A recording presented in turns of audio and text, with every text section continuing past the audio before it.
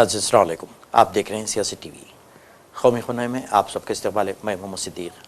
सबसे पहले सुर्खियों पर एक नज़र डालते हैं।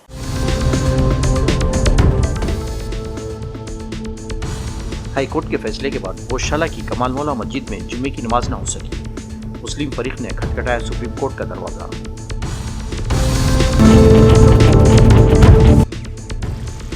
बकरीद से कबल यूपी में सख्त तरीन सिक्योरिटी इक़दाम। पुलिस ने सड़क पर नमाज के खिलाफ दिया इंतबाह। कुर्बानी के जानवरों की वीडियो सोशल मीडिया पर अपलोड करने के खिलाफ भी इंतबाह।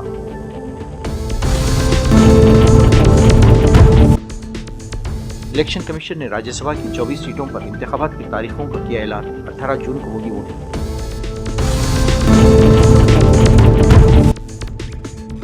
दिल्ली हाईकोर्ट से उमर खालिद की जमानत मंजूर। वालदा की आदत के लिए सिर्फ 3 दिन की अबूरी जमानत। सख्त निगरानी की भी हिदायत जारी।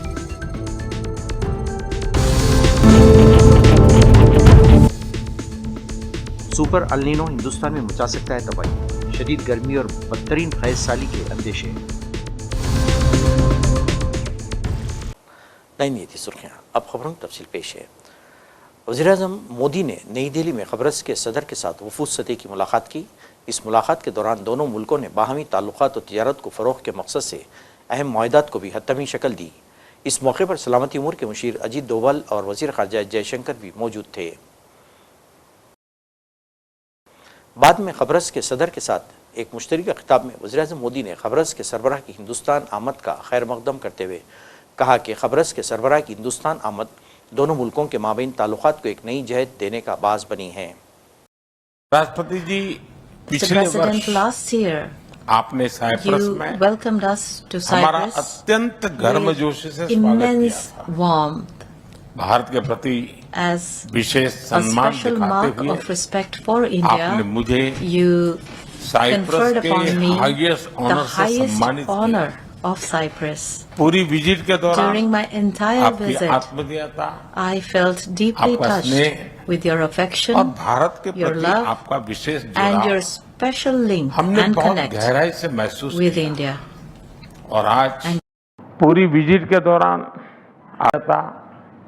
आपका स्नेह और भारत के प्रति आपका विशेष जुड़ाव हमने बहुत गहराई से महसूस किया। और आज आपकी भारत यात्रा हमारी शेयर्ड जर्नी का अगला महत्वपूर्ण पड़ाव है। फ्रेंड्स, भारत और साइप्रस की मित्रता मजबूत भी है और फ्यूचरिस्टिक भी है। लोकतंत्र और रूल ऑफ लॉ जैसे मूल्यों में साझा विश्वास हमारी साझेदारी के आधार है।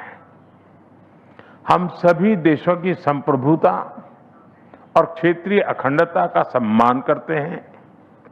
भारत इन सिद्धांतों के प्रति पूरी तरह प्रतिबद्ध है और आगे भी रहेगा।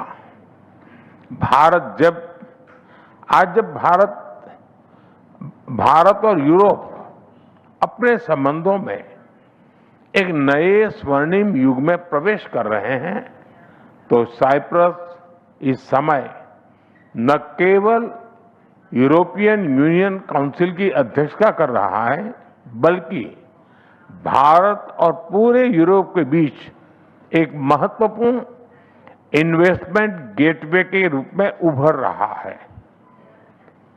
फ्रेंड्स, साइप्रस भारत के टॉप 10 इन्वेस्टर्स में से एक है। पिछले एक दशक में साइप्रस से भारत में निवेश लगभग डबल हुआ है। दोनों देशों के बीच ट्रस्ट बढ़ा है। Bharat European union free trade agreement से तमाम नई संभावनाएं बनी हैं। इसका लाभ उठाते हुए हम अगले 5 वर्षों में इस इन्वेस्टमेंट को फिर से डबल करने का लक्ष्य रख रहे हैं। 10 रियासतों की 24 राज्यसभा सीटों पर इंतखाबात कराए जाने हैं, जिसके लिए इलेक्शन कमीशन ने जुमे के रोज़ तारीखों का ऐलान कर दिया। इलेक्शन कमीशन की तरफ से दी गई जानकारी के मुताबिक 24 राज्यसभा सीटों पर 18 जून को इंतखाबात कराए जाएंगे। इलेक्शन कमीशन के ऐलान के बाद मुताल्लिक़ा रियासतों में सियासी हलचल भी बढ़ गई है। जिन रियासतों में राज्यसभा सीटों के लिए इंतखाबात होने हैं उनमें आंध्र प्रदेश, गुजरात, मध्य प्रदेश, झारखंड, राजस्थान, कर्नाटक, मणिपुर, मेघालय, अरुणाचल प्रदेश और मिजोरम शामिल हैं। आंध्र प्रदेश, गुजरात और कर्नाटक में सबसे ज़्यादा 4 सीटों पर वोटिंग होगी। इलेक्शन कमीशन की तरफ से जारी बयान में कहा गया है कि राज्यसभा से 21 जून से 19 जुलाई तक अलग अलग तारीखों में 10 रियासतों के मौजूदा अरकान पार्लियामेंट सुबकदोश हो रहे हैं।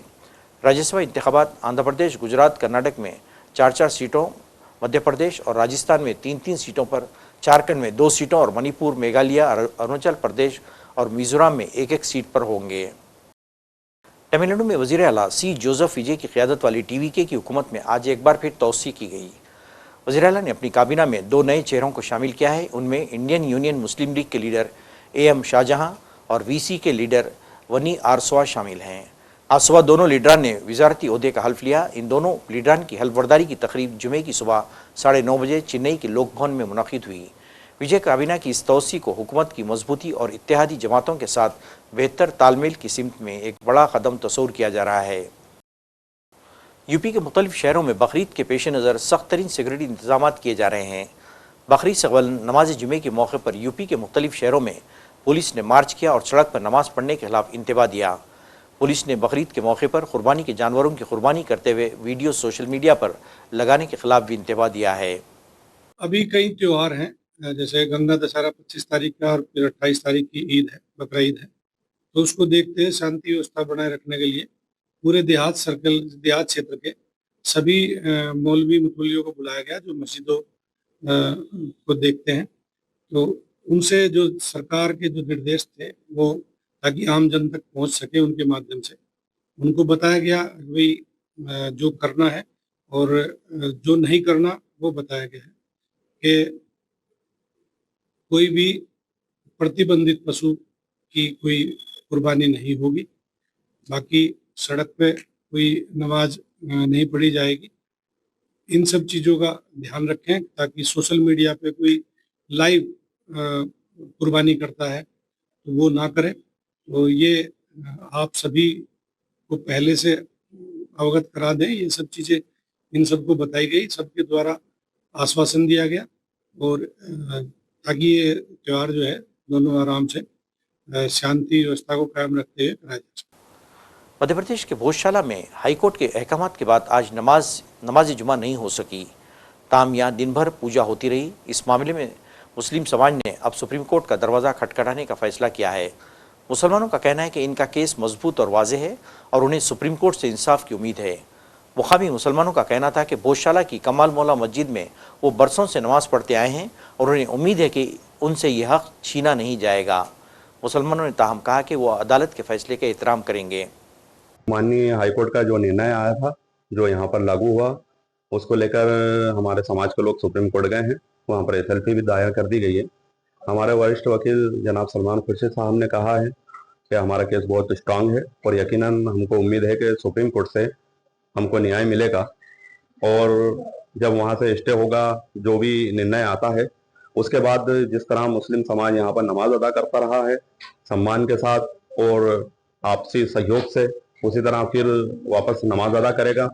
और कल के लिए मैं ये कहता हूँ कि कल जुम्मे का रोज़ है, तो मैं ये कहता हूँ कि पुलिस और प्रशासन ने जो गाइडलाइन जारी करी है उस गाइडलाइन का सभी लोग पालन करें, सभी समुदाय के लोग। और शहर हमारा है, लोग हमारे हैं और इस शहर में गंगा जमनी तहजीब है, उसको बरकरार रखें और एक दूसरे का सहयोग करें। कानून का मामला है, कानून के जरिए आया है तो कानून के जरिए हल होगा। कोई भी व्यक्ति किसी भी तरह के बहकावे में ना आए और ना किसी की बातों में आए और शहर का माहौल गंगा जमनी तहजीब हमेशा कायम रहना चाहिए। शुमाल मशरक़ी दिल्ली में हुए फिसादात की साजिश से जुड़े UAPA मामले में गुज़िश्ता तकरीबन 6 सालों से जेल में बंद उमर खालिद को आज दिल्ली हाई कोर्ट से बड़ी राहत मिली। JNU के साबिक़ स्टूडेंट लीडर उमर खालिद को अदालत ने इंसानियत और अखलाकी बुनियाद को मद्देनजर रखते हुए 3 दिनों की अबूरी ज़मानत देने का फैसला किया है। उमर खालिद को यह राहत अस्पताल में दाखिल उनकी मां के ऑपरेशन को देखते हुए दी गई है। इन्होंने अर्जी दाखिल करके अबूरी ज़मानत का मुतालबा किया था, जिसे अदालत ने कबूल कर लिया। हालांकि हाईकोर्ट ने रिहाई के साथ बेहद सख्त पाबंदियां भी नाफिज की हैं। उनकी हिफाजत और मामले की हिसासियत को देखते हुए इनको मूवमेंट के दायरे को पूरी तरह से महदूद कर दिया गया है।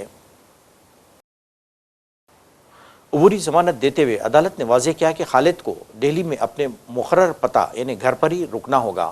वो सिर्फ अपनी माँ से मुलाकात करने अस्पताल जा सकते हैं। उन्हें किसी भी अवामी मुकाम पर जाने की इजाज़त नहीं होगी।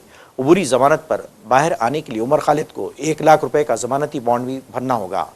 पूरे 3 दिन उमर खालिद सिर्फ एक ही मोबाइल नंबर का इस्तेमाल कर सकेंगे, जिसकी जानकारी जांच एजेंसी को देनी होगी। इससे कबल ज़ैली अदालत ने उमर खालिद की अबूरी ज़मानत की अर्जी को ये कहते हुए खारिज कर दिया था कि फैमिली में दीगर अराकिन भी माँ की देखभाल के लिए मौजूद हैं। इसके बाद खालिद ने हाई कोर्ट का रुख किया था। उनके वकील ने दलील दी कि माँ की पेचीदा सर्जरी के वक्त एक बेटे का उनके साथ होना बेहद ज़रूरी है। हिंदुस्तान के चंद्रयान 3 लूनार मिशन को 2026 के गोदार्ड एस्ट्रोनॉट अवार्ड से नवाजा गया है। ये अवार्ड वाशिंगटन डीसी में एक पुरस्कार तकरीब में दिया गया। हिंदुस्तान के सफ़ीर बराए अमरीका विनय कतराने ने इसरो की नुमाइंदगी करते हुए यह अवार्ड हासिल किया। अमरीका के तहकीकी इदारे American institute of aeronautics and astronaut ने इस अवार्ड के लिए चंद्रयान 3 मिशन का इंतखाब किया है। विनय कतरा ने इस मौके पर मोदी के विजन 2047 का तस्करा करते हुए कहा कि खलाई साइंस में हिंदुस्तान एक नई इनकलाबी तब्दीली लाने जा रहा है और आसमान से आगे की दुनिया की जानकारी के अपने मिशन के तहत हिंदुस्तान का तहक़ीक़ाती खिलाई अदारा इस सिमत में तेज़ी से पेशरफ्त कर रहा है। हर रोज़ दर्जे हरारत नए रिकॉर्ड कायम करते जा रहा है। तपिश दिन ब दिन बढ़ती जा रही है। यह हाल सिर्फ हिंदुस्तान का नहीं है, बल्कि दुनिया भर में गर्मी की बिगड़ती हुई सूरत को देखकर माहिरीन मौसमियात तशवीश में मुब्तला हैं। इन्हें तकरीबन 150 साल कबल आने वाले सुपर एल नीनो के दोबारा लौटने का खदशा लाख है, जिसने दुनिया भर में तकरीबन 5 करोड़ लोगों की जान ली थी। ऐसे में समझना ज़रूरी है कि आखिर 150 साल पहले क्या हुआ था।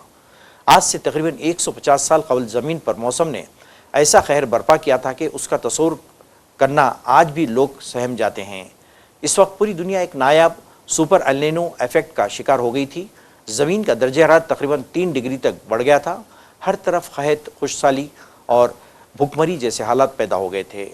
सुपर एल नीनो ऐसी तबाही मचाई थी कि 5 करोड़ लोग तड़प तड़प कर मर गए थे। सिर्फ हिंदुस्तान में 1 करोड़ से ज़्यादा अफराद हलाक हो गए थे। नाज़रीन, आखिर में सुर्ख़ियों पे गौर।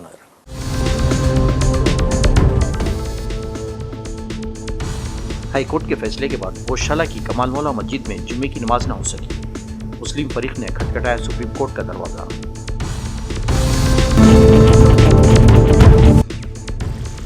बकरीद से कबल यूपी में सख्त तरीन सिक्योरिटी इक़दाम। पुलिस ने सड़क पर नमाज के खिलाफ दिया इंतबाह।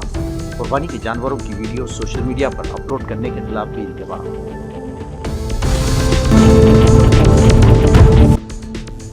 इलेक्शन कमीशन ने राज्यसभा की 24 सीटों पर इंतखाबात की तारीखों का किया ऐलान। 18 जून को होगी voting.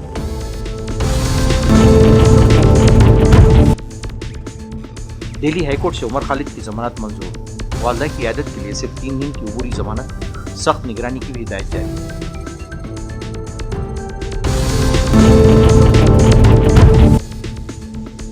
Super El Nino Hindustan में मचा सकता है तबाही। शदीद गर्मी और बदतरीन खैज साली के अंदेशे। नाज़रीन, इसी के साथ ही कौमी खबरनामा ख़त्म होता है। मुझे और सारी सियासत की टीम को इजाज़त दें। अल्लाह हाफ़िज़।